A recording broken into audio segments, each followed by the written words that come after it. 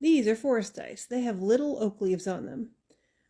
I think they belong to a elf or a druid or both, but today we will be using them for everyone's favorite game, Roll for Soup, where I let statistical probabilities decide my lunch. As always, we are inspired by Roll for Sandwich. You can find it here at Adventures in Ardia.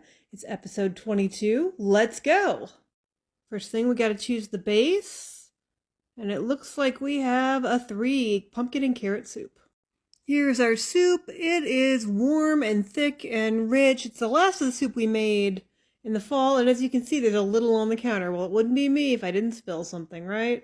Next, we're gonna roll for fat, because there ain't nothing wrong with that. And that is a 6 for nuts. So crushed nuts are one of my favorite things to add to warm soups. Especially pumpkin or squash based ones. They're just kind of salty and slightly sweet. They blend really well with the soup while adding some texture.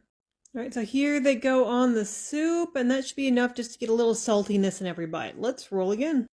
Next we ask again, where's the beef? And we realize it is not on this list, but we did roll for 4 chicken sausage. So it's savory, fairly mild. It should go with a lot of things. Let's roll again. Alright, feeling funky, feeling fresh. Let's see what we get off our list, and that is a 4, lemon juice.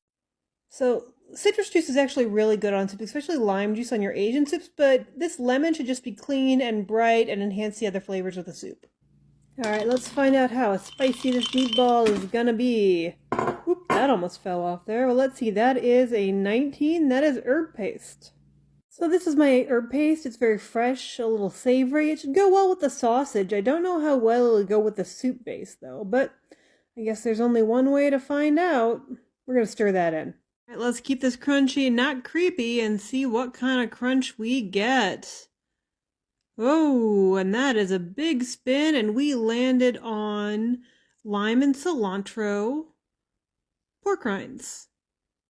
So I didn't have the camera on when I was doing my Hulk smash moment, but there you see. Pork rinds have been Hulk smashed. Let's roll for our waffle. Alright, it's our final roll of the afternoon. Let's make it a good one and see what we're waffling on today. And that is a 5 corn jalapeno. So here we are adding the corn and jalapeno mixture to our D20 waffle iron. And funny story, so right when I did this right here, I actually bumped the cord and unplugged it, so it's sat there for a long time. That's why the top doesn't look brown, but don't worry, the bottom brown, so we will be okay. Let's eat, guys. So now let's give this pumpkin carrot, sausage, pork rind, lemon, nut, corn and jalapeno masterpiece a whirl. We're going to get some of that right up here on the waffle, try and get all those flavors together. And the verdict is, I mean, it's not terrible. I've certainly eaten worse things in this competition, but really, this is the first one I can say that there's almost nothing that stands out. Every once in a while when you get some lemon juice, that's nice and bright, but other than that, it's blah. So that's not the worst thing that could have happened for lunch. It certainly isn't the worst thing that's happened in this series. But we are going to say if we can't create great things, we can name it after great things and say this is much ado about nothing and give it a solid 4 out of 10. Alright guys, that's all for me. Thanks for watching. As always, I love you. Bye!